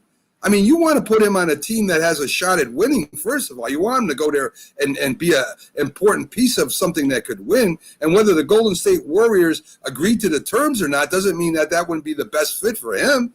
I mean, you want a team that needs somebody that penetrates to the basket. You need a team that needs somebody like that. I mean, it would be a terrible fit, Golden State. I don't think so, Jack. Why would it be a terrible fit? Because if they gave up the package they did to get Ben Simmons, they would be expected to come in and be a superstar. That's a different question, whether a team would give it. We're saying what would be the best fit for Ben Simmons, not what package it would be offered. I'm talking about what team would profit and what team Ben Simmons would be, what team would profit by him being there. I don't see how Houston would profit by him being there. They're not even in contention. The Golden State Warriors. How would Ben Simmons profit, not the Rockets? No, well, how would he profit by playing on a bad team, a young bad team? I don't know how that makes him profit. Because he's in a low pressure. If he went to the Warriors and they gave up a substantial package, we're not talking about package. We're talking about what scheme or what team he would play best on. I think the Golden State Warriors would be an excellent fit for him as far as his style versus the team. The Dallas Mavericks, I think, would be a heck of a place for him to go for his style. I'm saying, Jack, he's going to a winning team that has incredible outside shooting. One of the best, probably one of the best shooting guards of all time who plays point. And then you got Klay Thompson, who's almost as good as he is shooting the basket. And you got a scorer down low with Draymond Green. How would that team not be better with Ben Simmons? And how would Ben Simmons not be better off playing with a team that has a shot at the finals? I don't get that. Ben Simmons is under the microscope right now. Everyone is watching him very carefully, how he's going to perform. Everyone. Right. And on the Golden State, look, they drafted James Wiseman, a center, number 2 overall. He was under the microscope with Draymond Green getting on him. And he was like an 18-year-old kid. And it was hard to deal with. Look, Kwame Brown, the number 1 overall pick in the draft by the Washington Wizards, he would get chewed out by Michael Jordan, and he was just a kid. It was a terrible situation for him. I'm thinking what would be good for Ben Simmons. He went to Houston they don't quite have that veteran leadership. He can just play ball and not worry about the rest and get his game back. It doesn't matter how well he foul shoots. The fans in Houston aren't going to get on him. He could improve his foul shooting, which has been a big, big weakness. And the rest of his offensive game, he could be more confident going to the basket, figuring, wow, if I fail doing stuff, the fan base, we don't have that good of a team here. They're not going to get on me. Okay, Well, I mean, so much. They're gonna work along with me as I'm trying to get my game going. Yeah, but I mean, what happens is, some players never become good foul shooters, right? So what happens if he never becomes a good foul shooter? You want to send a kid like this, who's a heck of an athlete, to a team that already has a team that can shoot fouls and can shoot from the outside, that can score without him. Now he just becomes a piece instead of a centerpiece. Houston is terrible. He doesn't become a piece there. We're asking him to be their best player. We're asking him to become the leader of a Houston team. I'm saying him just become a piece. It was him and Embiid at Philly. That was the problem, Jack. Embiid is a much better player than Ben Simmons. Let's just say it. He's a much better player than Ben Simmons. Ben Simmons was supposed to be the other superstar with Embiid, and he's just not that right now. He's a very good, very, very good defender, a very good guy taking the ball to the hole, but he's not a very good shooter. He has his certain talents. I'll give you an example. Chicago Bulls bringing in Dennis Rodman. Dennis Rodman couldn't shoot the ball if he was standing there by himself, but he did certain things that made the Chicago Bulls better. Great rebounder, hustled all the time, good defender. That's sort of Ben Simmons. Ben Simmons is a little bit better shooter than he is. So how wouldn't that help out, and how wouldn't that be a good spot for him to be in? He would be an important piece of a team that could go to the championship, and the team would have a better shot at winning the championship with an athlete like that on the team, Jack. Not a good comparison with Dennis Rodman. Dennis Rodman was a former sixth man of the year, meaning best player off the bench when he went to the Bulls, and then he became a starter with the Detroit Pistons as well. He was a two-time NBA champion with the Bad Boy Pistons. He had a resume. He had a body of work. No one could get on him. Dennis Rodman was proven, even if he never won another game, he was a success in his NBA career. And people knew Dennis Rodman wasn't a scorer. He wasn't going to give you much on the offensive side of the ball. So no one was disappointed. He didn't try to. But they're disappointed in Ben Simmons because they want him to give more on the offensive side of the ball, and he's reluctant. He's lost confidence. Right. The question, get his confidence back. That's the whole question. Right, I agree with you. He has lost his confidence, and he's not that great offensively shooting the ball. So he would go to a team that is shooting the ball lights out. He would go to a team that could use him in his assists, which he's very good at assists, because when they collapse in the defense, they got to come over to cover him. There's a three-point shot open. I think it would have been a great fit with him and Golden State. Hopefully they work out a package, because I'll tell you right now, you put him on that team, Jack. Golden State is challenging the Lakers and challenging the Suns for the championship this year. There's no doubt in my mind. Even without him, they will. But with Ben Simmons, I think they would definitely be a favorite. Yeah, well, yeah, I can't disagree. If they got Ben Simmons, they could conceivably wage a serious challenge. But Klay Thompson's been out the last year and a half with a terrible injury. It's contingent on him coming back and being in good form. I agree, Jack. I agree. Klay Thompson will be the key to the Golden State Warriors next year, with or without Ben Simmons. No. So, folks, we're coming to the end of the show. Lively debate, great information. Talked about a lot of different topics, from the Olympics to the trade we talked about. We talked about Ben Simmons, I really don't really care about, but it's just interesting, I guess, what he does. But it's fun to talk about. Doc did a great job as always. Catch him over at Start Spreading the News blog. He's got a big show coming up probably within the next few weeks, guys. Will be a YouTube channel show only all about the Yankees. If you love the Yankees or hate the Yankees, either or, tune in, because you'll either love what he's saying or you'll make comments and hate what he's saying. It's just that's how it works out. And of course, Jack is with me tomorrow, Sunday, as we have two-time Super Bowl champion Jim Jeffcoat on with us for the last hour, breaking down football And before that, we got Robert Butler, the highly controversial, opinionated guy who will say a lot of things that me and Jack might not say unless we were, had a couple drinks before the show. So anyway, guys, we'll see you tomorrow, 8 to 10 a.m. on This Week in Sports. Thanks, Stocks. Thanks for tuning in. Have a great Saturday night, folks.